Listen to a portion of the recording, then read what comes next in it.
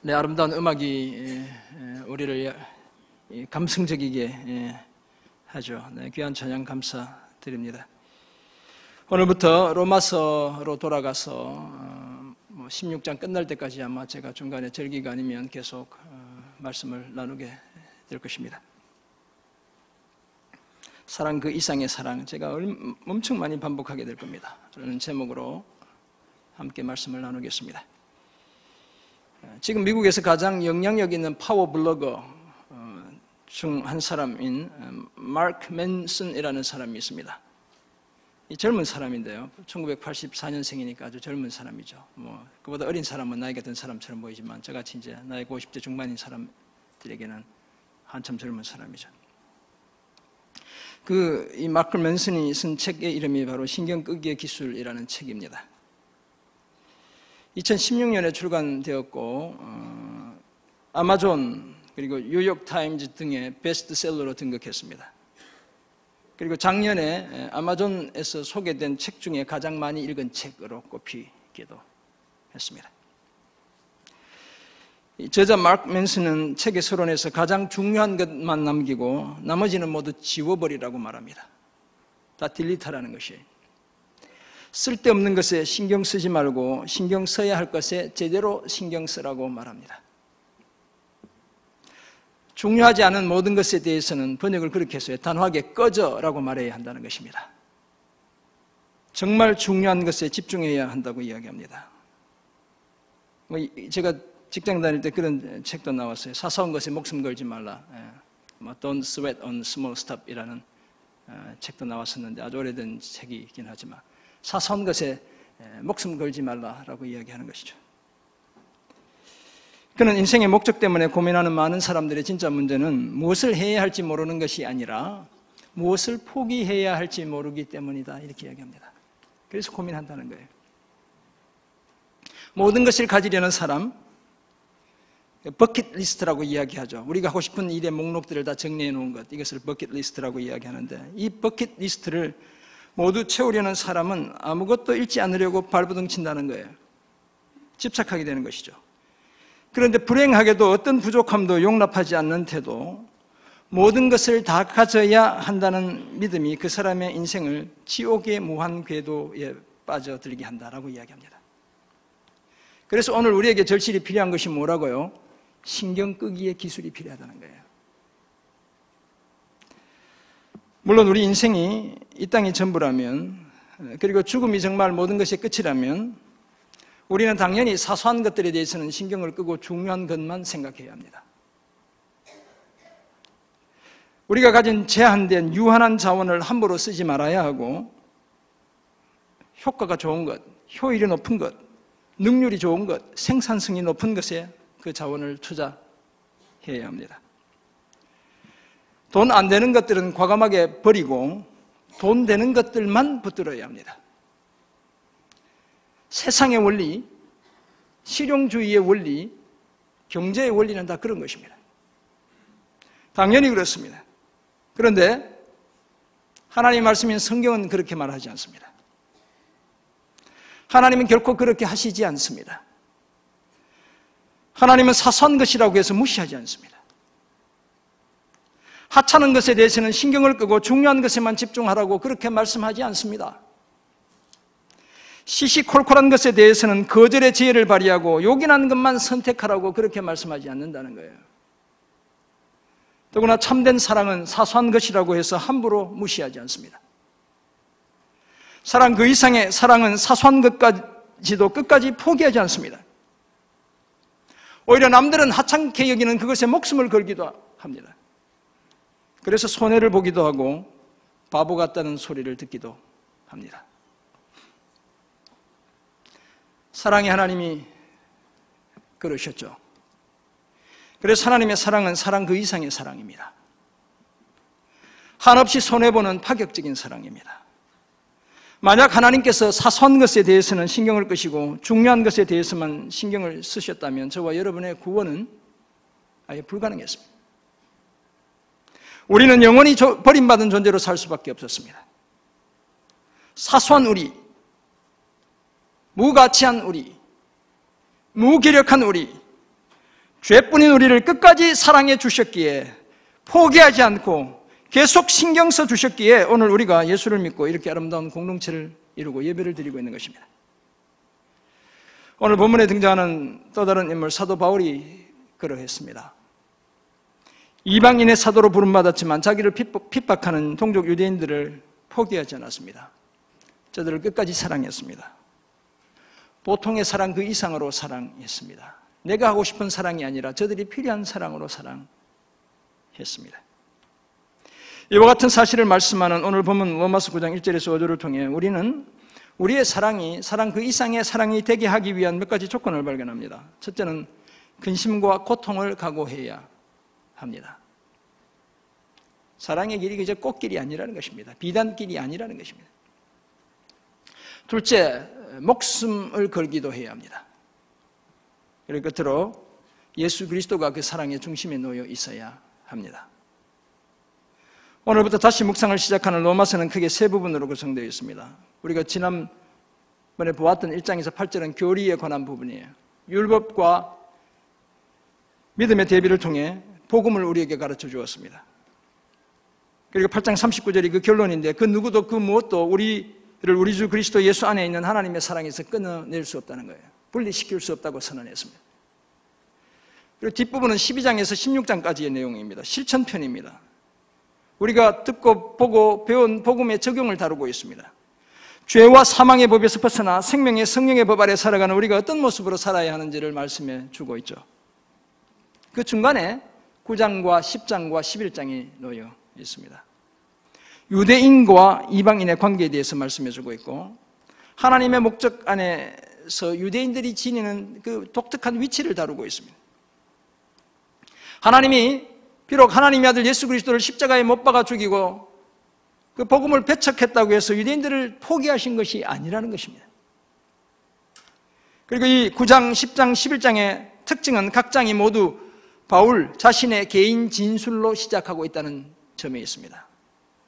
9장에서는 이스라엘 사람들의 불신앙으로 인해 바울이 느끼는 근심과 고통을 언급하며 그 내용을 시작합니다. 10장에서는 그들의 구원을 열망하며 기도하는 바울의 모습을 소개하고 있습니다.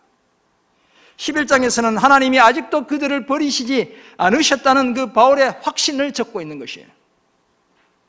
우리가 이제 9장, 10장, 11장 차례로 이 내용을 보게 되게 될 것입니다. 이런 예를 바탕으로 우리는 자기 동족 유대인들에 대한 바울의 사랑이 그저 단순한 사랑 그 이상의 사랑이었음을 발견합니다. 그리고 오늘 불신 가족과 이웃을 향한 우리의 이웃을 향한 저와 여러분의 사랑도 그저 단순한 사랑 그 이상의 사랑이어야 함을 깨닫게 되는 것입니다. 그렇다면 바울의 사랑이 단순한 사랑 그 이상인 이유는 과연 무엇이겠습니까? 먼저 큰 근심과 그치지 않는 마음의 고통이 있었기 때문입니다. 우리는 통상 이렇게 이야기하죠. 베드로는 유대인들을 위한 사도, 바울은 이방인을 위한 사도라고 이렇게 이야기합니다. 틀린 말이 아니죠. 심지어 로마서 11장 13절에서 사도 바울 자신도 자신이 이방인의 사도인 만큼 내 직분을 영광스럽게 여긴다 이렇게 말했습니다. 자신이 이방인의 사도라는 사실을 스스로 고백하고 있는 것이잖아요. 그렇지만 사실 바울의 복음 사역의 출발은 그렇지 않았습니다. 예수님이 바울을 부르실 때는 그렇지 않았다는 거예요. 사도행전 9장 15절을 보면 그 다메섹 도상에서 예수님은 바울을 이렇게 불렀어요. 이방인과 임금들과 이스라엘 자손들에게 자신의 이름을 전하기 위한 택한 그릇으로 부르셨다 이렇게 이야기하고 있죠. 그러면 복음을 전해야 할 대상이 누굽니까? 이방인도 있고 지도자들도 있고 또 누가 있습니까? 이스라엘 사람들 다 있는 거예요. 그래서 바울은 전도 여행을 다니면서 많은 경우에 각 도시에 있는 어디에서 복음을 전했습니까? 회당에서 전한 거예요. 이 회당은 누가 모이는 곳이에요? 하나님을 믿는 이스라엘 사람들이 모이는 자리였어요. 유대인들에게 복음을 먼저 전했던 것입니다. 각 도시에서 먼저 복음을 들었던 사람들의 대부분이 사실은 유대인이었어요. 다만 저들이 복음을 거절했기 때문에 본격적으로 이방인들에게 복음을 전하기 시작했습니다. 우리는 그 사실을 사도행전 13장 46절에서 발견합니다. 바울과 바나바가 담대히 말하여 이르되 하나님의 말씀을 마땅히 먼저 너희에게 전할 것이로되 바울이 그렇게 들었잖아요. 너희가 그것을 버리고 영생을 얻기에 합당하지 않은 자로 자처하기로 우리가 이방인에게로 향하노라. 터닝 포인트가 생기는 거예요. 바울이 이방인의 사도로 전념하게 되는 결정적인 계기가 바로 사도행전 13장에 기록되어져 있죠. 본격적으로 이방인의 사도로서의 역할들을 하게 되는 것입니다. 그렇지만 그럼에도 불구하고 바울의 마음속에는 여전히 자기 동족에 대한 사랑과 안타까움이 그치지 않았습니다. 로마서 9장, 10장, 11장은 바로 그 사실을 말씀합니다. 그리고 특히 오늘 본문 2절이 전하는 바울의 그 큰 근심과 마음에 그치지 않는 고통이 바로 그런 증거들이죠. 동족을 잊지 않고 있다는, 정말 사랑하고 있다는 증거들인 것입니다.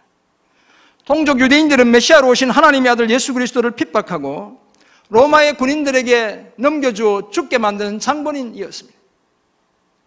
하나님의 언약에 따라 아브라함과 다윗의 자손으로 오신 메시아를 외면했고 죽음에서 부활하신 그분을 거절한 그 동족들, 미워해야 할 그 동족들, 자신을 죽음으로 내모는 그 동족들에 대한 사랑 때문에 애간장이 타들어 갔던 것이죠.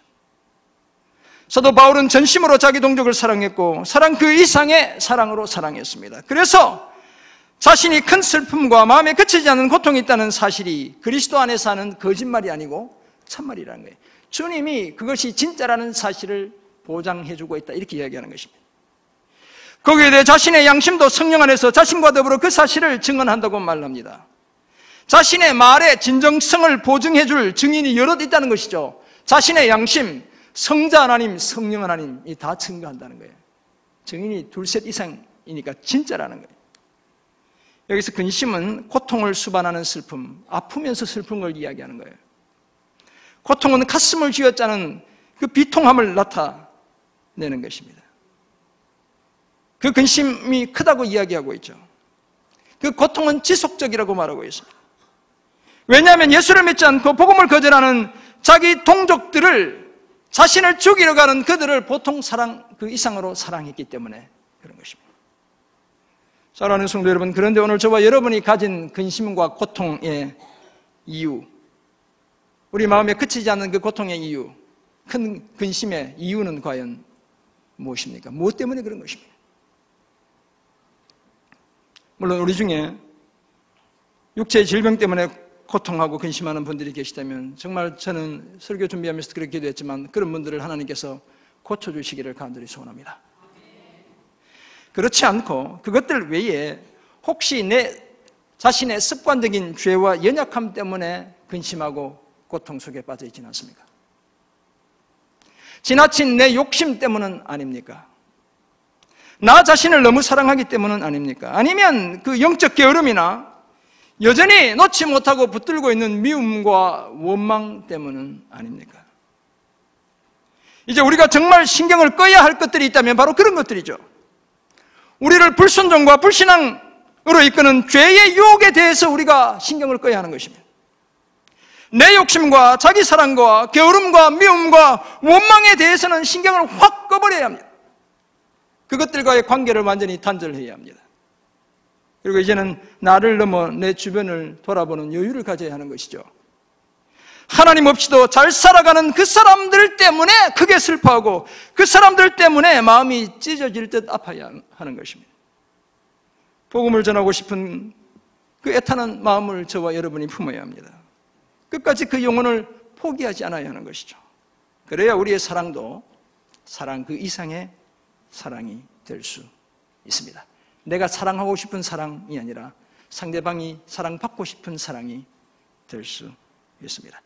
불신 가족과 이웃을 향해 그리스도와 그리스도의 복음 때문에 이런 사랑을 힘쓰며 살아가는 저와 여러분 모두가 되시기를 주님의 이름으로 축원합니다. 바울의 사랑이 사랑 그 이상의 사랑인 두 번째 이유는 사랑에 목숨을 걸기 때문에 그렇습니다. 사실 목숨 이상을 걸죠. 영생을 걸고 있어요. 예수님은 요한복음 15장 12절, 13절, 14절에서 제자들에게 사랑의 계명을 이렇게 가르쳐주고 계셔요. 12절, 내 계명은 곧 내가 너희를 사랑한 것 같이 너희도 서로 사랑하라 하는 이것이니라. 13절, 사람이 친구를 위하여 자기 목숨을 버리면 이보다 더 큰 사랑이 없나니. 14절, 너희는 내가 명하는 대로 행하면 곧 나의 친구라. 친구를 위해 목숨을 버리는 사랑이 가장 큰 사랑이라고 주님이 말씀하셨습니다. 진정한 친구는 자기 친구를 위해 목숨까지 내어줄 수 있어야 한다는 것이죠. 실제 주님이 그렇게 사셨기 때문에 이런 말씀하실 수 있는 거예요. 그렇다면 보통 사랑 그 이상의 사랑을 주님이 요청하셨습니다.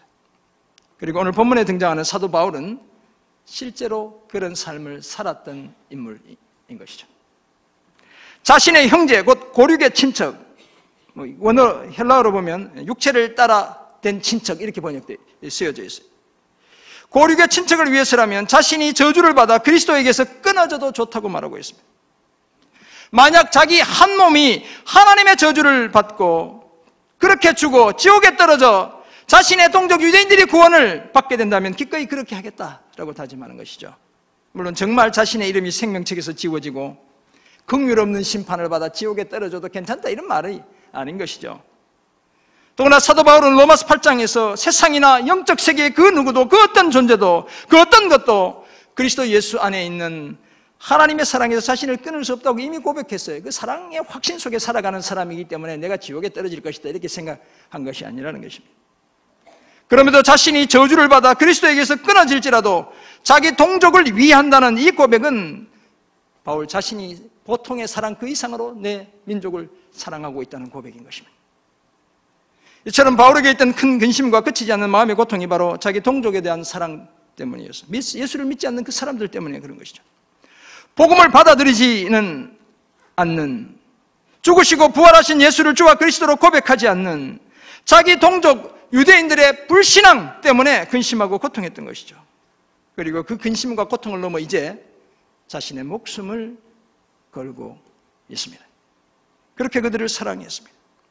사도 바울의 이런 간절함은 출애굽기 32장의 금송아지 사건에서 모세가 보여준 그 모습을 우리에게 투사시키고 있죠. 모세는 동족을 위해 여호와 하나님께 이렇게 기도합니다. 그러나 이제 그들의 죄를 사하시옵소서. 그렇지 아니하시오면 원하건대 주께서 기록하신 책에서 내 이름을 지워버려 주옵소서. 생명책에서 내 이름 빼달라는 거예요. 그리고 내 민족 살려달라고 주님 앞에 기도하는 것입니다. 바울은 마치 출애굽의 지도자 모세처럼 그렇게 자기 동족을 사랑 그 이상의 사랑으로 사랑했습니다. 사랑하는 성도 여러분, 이 시대는 다른 누군가를 위해 이렇게까지 자기를 희생하며 사랑하는 사람을 보면 조금 지나치다고 생각하죠.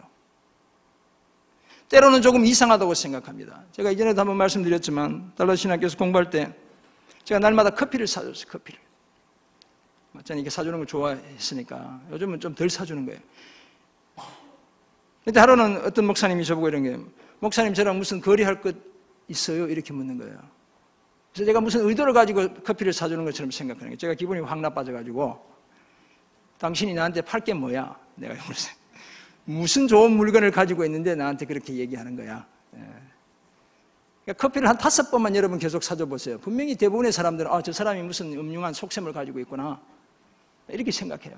그럴 가능성이 엄청 많아요. 이상하다고 생각하는 것이죠. 제가 그분으로부터 받은 건 하나도 없고 네덜란드 공부하러 갈 때 제가 이제 골프를 몇 개 좀 쳤기 때문에 미안했는지 골프볼 20개를 선물해 주고 가더라고요. 그래서 하나 받긴 받았어요. 굳이 그렇게까지 할 필요가 있냐고 말합니다. 적절해야 한다고 이야기하죠. 이제는 그만 좀 하라고 이야기해요. 저희 아내도 가끔씩 저한테 그만 좀 하라고 얘기할 때가 있어요. 그만 좀 하라고. 물론 과유불급이라는 말도 있듯이 많은 경우 지나친 것은 모자란만 못한 것도 사실이죠. 무조건 많은 게 좋은 게 아니잖아요. 돈이 여러분 너무 많아 보세요. 지금 예배에 안 오고 어쩌면 또 돈 굴리러 가 있을지 몰라요. 그런데 그렇지 않는 경우가 있죠. 그것이 바로 참된 사랑인 것입니다. 사랑 그 이상의 사랑인 것입니다. 그래서 많을수록 좋은 거예요. 클수록 좋은 겁니다. 그래서 영어에 그런 말 있죠. The more the better 라고 이야기해요. 많으면 많을수록 더 좋다는 거예요. 제가 좀 더 다시 생각해 봤어요. The bigger the better. 크면 클수록 좋은 거예요. 사랑 그 이상의 사랑은 아무리 많아도 우리를 해치지 않아요. 만약 하나님이 자기 목숨까지 내어놓지 않고 그저 적당한 수준에서 찔끔찔끔 저와 여러분을 사랑하셨다고 한번 생각해 보세요. 아마도 죽었던 사람 몇 명 살리는 정도로만 사랑하셨을 거예요. 아마도 아픈 사람 몇 명 고쳐주는 그 정도로만 사랑하셨을 거예요. 배고픈 사람 한 5,000명 먹여주는 그 정도로 끝났을 것입니다. 그런 사랑을 넘어 자기 목숨까지 내어주시며 바보처럼 손해보며 저와 여러분을 사랑해 주셨기에 오늘 저와 여러분이 구원받은 하나님의 자녀가 된 것입니다. 여러분, 사랑하는 성도 여러분, 하나님이 그렇게 저와 여러분을 사랑했습니다. 사랑 그 이상으로 사랑하신 거예요. 우리에게 필요한 사랑으로 사랑해 주신 거예요. 모세가 자기 민족을 그렇게 사랑했고 사도 바울 또한 그렇게 사랑했습니다. 이제 저와 여러분이 그렇게 사랑할 차례입니다. 우리 교회에 이런 사랑이 넘쳐났으면 좋겠어요. 상대방이 필요로 하는 사랑, 그 사랑, 내가 하고 싶은 사랑이 아니라 사랑 그 이상의 사랑이 넘쳐나는 공동체 되길 주님의 이름으로 축원합니다. 바울의 사랑이 사랑 그 이상의 사랑의 마지막 이유는 예수 그리스도가 그 사랑의 중심에 놓여 있기 때문에 그런 것입니다. 내 힘으로 하는 게 아니라는 거예요. 주님 생각하며 하는 것이죠. 오늘 보면 로마서 9장 4절에서 5절은 어떤 의미에서 보면 로마서 3장 1절 아주 앞으로 돌아가서 그 3장 1절에서 던졌던 질문, 그 다음에 2절에 나오는 대답의 연장선상에 놓여있는 그런 내용들이에요. 바울은 로마서 3장 1절에서 이렇게 묻고 2절에서 이렇게 대답하고 있습니다. 1절에 보면 그런즉 유대인의 나음이 무엇이며 할례의 유익이 무엇이냐. 유대인들이 가진 특권이 뭐야 도대체? 뭐라고 생각합니까? 이렇게 묻는 것이죠. 그리고 또 2절에 대답하기를 범사에 많다는 거예요. 참 많은데 손 꼽을 수 없을 만큼 많은데 그 중에 최고는 뭐라고 얘기하죠? 그들이 하나님의 말씀을 맡았음이니라. 가장 큰 특권, 그 첫 번째가 하나님의 말씀을 맡은 것이라고 이야기하고 있죠. 그리고 그 답이 9장 4절, 오늘 본문 5절에 이어지고 있는 거예요.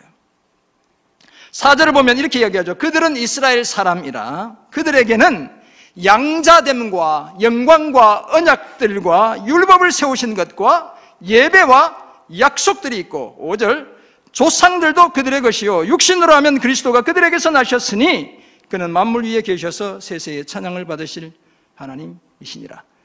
지금 아멘.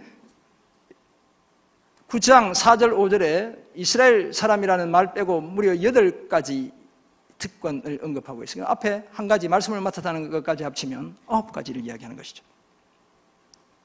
유대인들은 이스라엘 사람으로서 양자됨, 영광, 언약, 율법, 예배, 약속, 조상들과 예수 그리스도가 유대인의 혈통으로 태어나시는 영광을, 특권을 누린 것이죠. 하나님은 이스라엘 백성들을 향해 출애굽기 4장 24절에서 이미 이렇게 불러요. 내 아들, 내 장자. 여러분, 신약시대에 하나님이 우리를 하나님의 아들과 딸이라고만 부른 게 아니에요.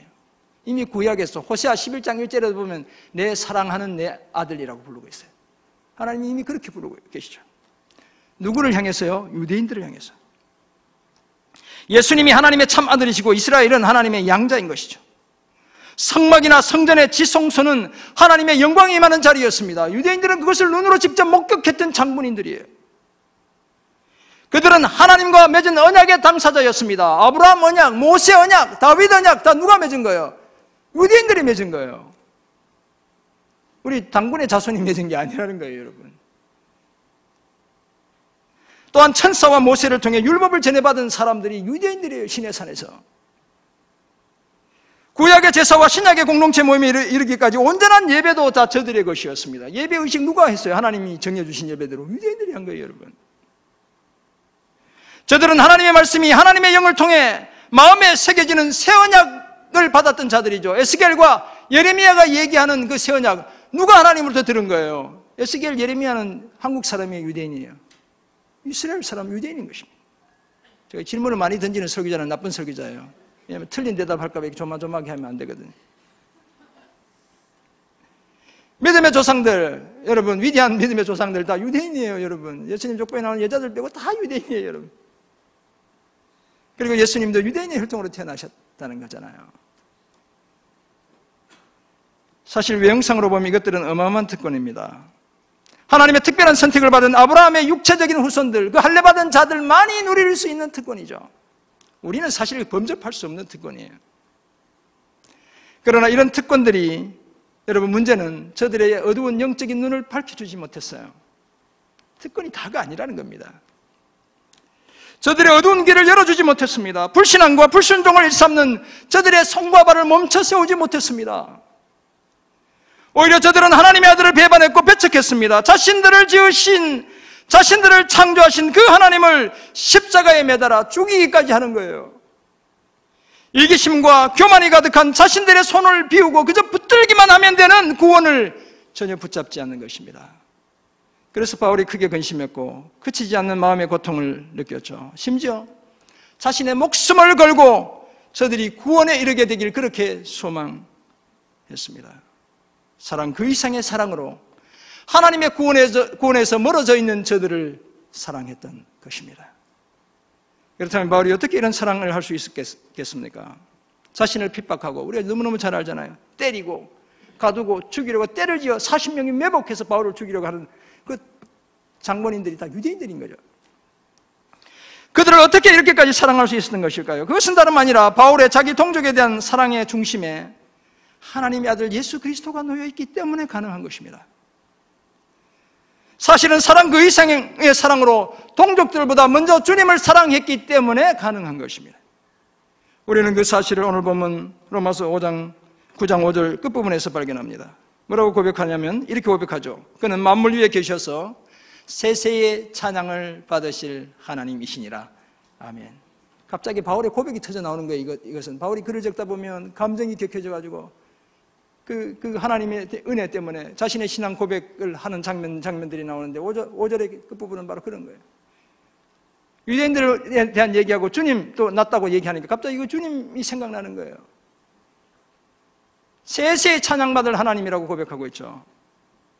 바울은 유대인의 혈통으로 태어나신 그리스도이신 예수님이 만물 위에 계신 창조주 하나님이자 세세의 찬양받으실 하나님이라고 고백합니다. 자신을 죄와 사망의 법에서 해방시키기 위해 십자가를 지신 예수님에 대한 분명한 신앙 고백 때문에, 그 사랑에 비쳤기 때문에 사랑 그 이상의 사랑으로 자기 동족을 사랑할 수 있었습니다. 사랑하는 성도 여러분, 믿지 않는 이웃을 향한 우리의 사랑이 이런 파격적인 사랑이 되기 위해서도 마찬가지입니다. 예수님을 사랑 그 이상의 사랑으로 사랑해야 가능합니다. 다른 그 무엇보다 먼저 사랑해야 하고 더 사랑해야 합니다. 그래야 우리가 우리의 이웃을 파격적으로 사랑해낼 수 있습니다. 사랑 그 이상의 사랑으로 사랑할 수 있고 끝까지 사랑할 수 있습니다. 주님을 더 많이 사랑해야, 그래서 love more, love less라고 얘기해요. 주님은 더 많이 사랑하고, 그래야 우리는, 나 자신이나 우리는 좀 작게 사랑해야 우리 서로를 향해 더 큰 사랑으로 사랑할 수 있다는 거예요. 세상과 교회에서의 우리의 화려한 경력이 결코 우리의 구원을 보장하지 않습니다. 목사라는 타이틀이 저의 구원을 보장해 주지 않죠. 오히려 그것들이 하나님을 제대로 보지 못하게 방해합니다. 목사라는 직분이, 사역이 하나님을 제대로 보지 못하게 방해하는 것이에요. 하나님을 봐야 하는데 오직 나 자신을 보게 하죠. 내가 이룬 성공을 보게 하는 것입니다. 그래서 나도 모르는 사이에 나 자신을 하나님으로부터, 하나님께 대한 진정한 사랑으로부터 멀어지게 하는 거예요. 그리고 이런 상태로는 사랑 그 이상의 사랑으로 우리 이웃을, 우리 주변을 사랑해낼 수 없습니다. 흉내만 내는 거예요. 그죠? 그러다 지풀에 꺾여서 포기하는 거예요. 그러므로 죽으시고 부활하셔서 만물 위에 계시며 세세토로 찬양을 받으실 하나님이신 그 예수님을 다시 주목하고 그 사랑을 다시 회복해야 합니다. 그래야 나를 힘들게 하는 사람까지 사랑해낼 수 있습니다. 내가 무슨 대단한 사람이기 때문이 아니라 나를 향한 하나님의 사랑 때문에, 하나님을 향한 나의 진실한 사랑 때문에 우리가 사랑 그 이상의 사랑으로 우리 이웃도 사랑하게 되는 것입니다.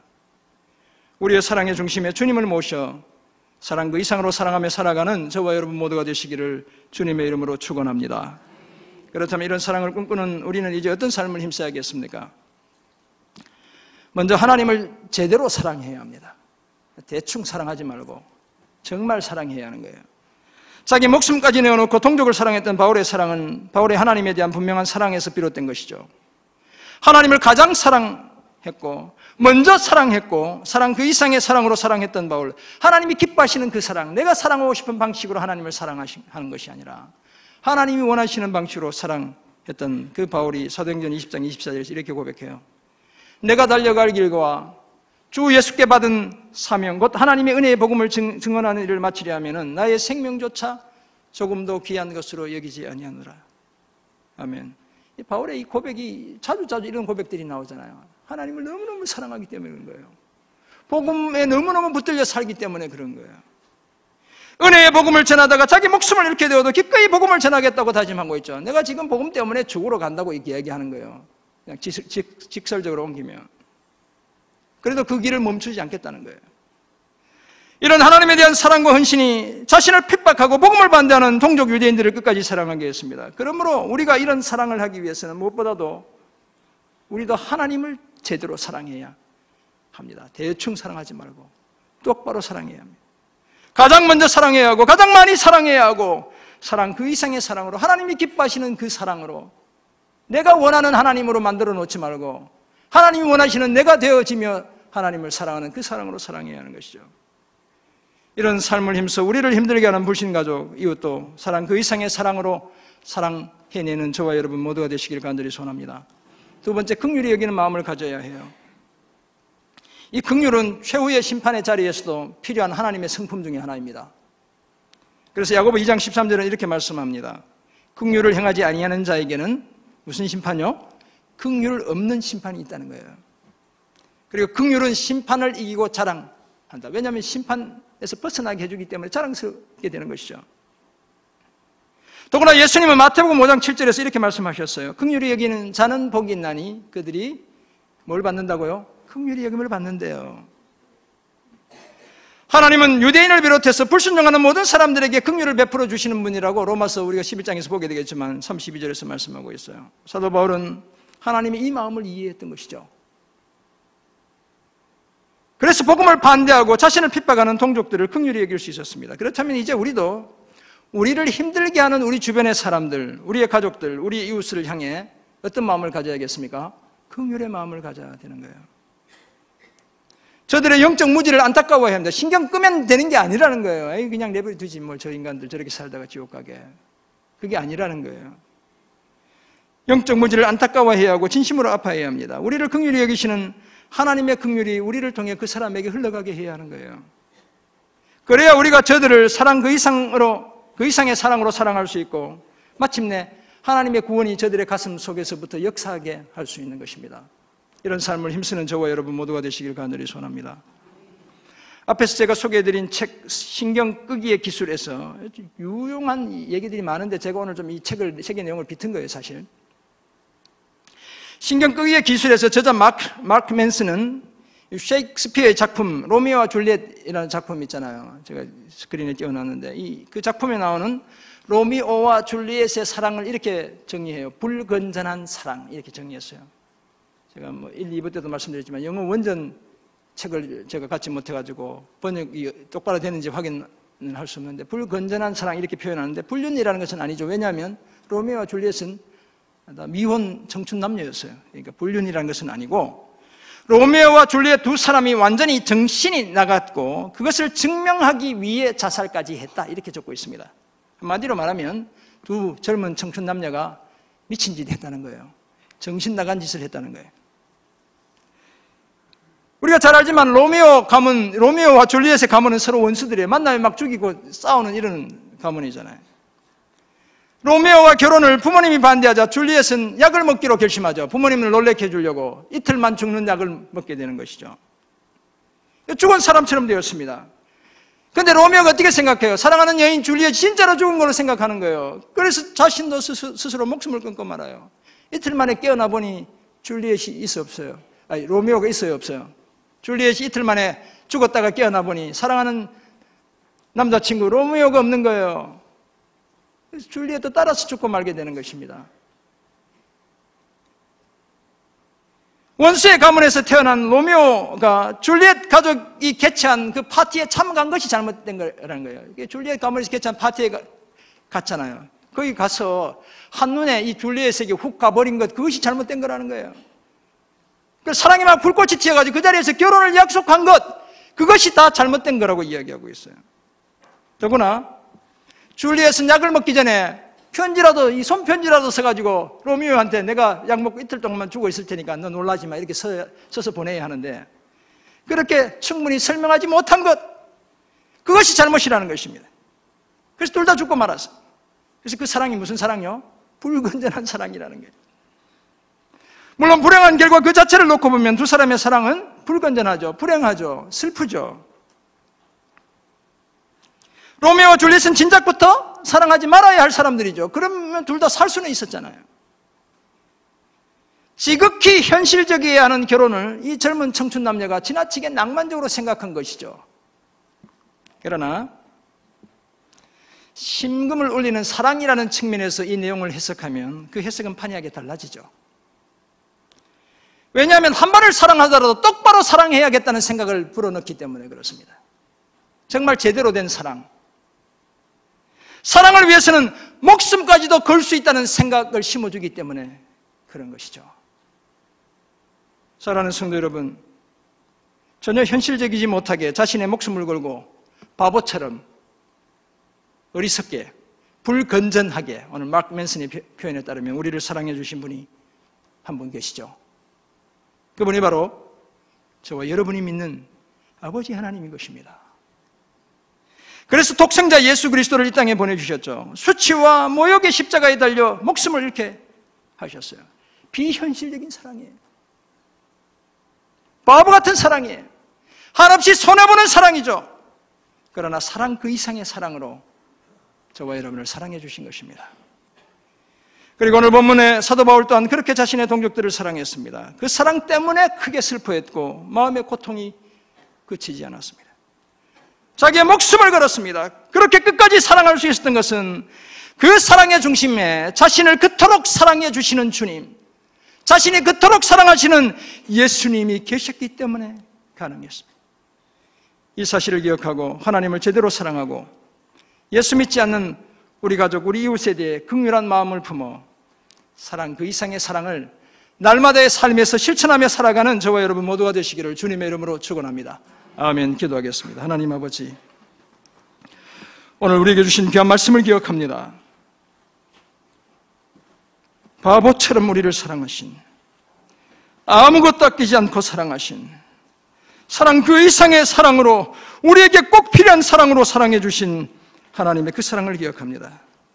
주님, 그렇게 살아가는 사도 바울의 이 모습 속에서 오늘 우리도 마땅히 사랑해야 할 하나님이 사랑하시는 그 영혼, 그 지체들을 사랑 그 이상의 사랑으로 사랑하며 살아가는 저희 모두 되게 도와 주옵소서. 감사드리며 존귀하신 예수 그리스도의 이름으로 기도드립니다. 아멘.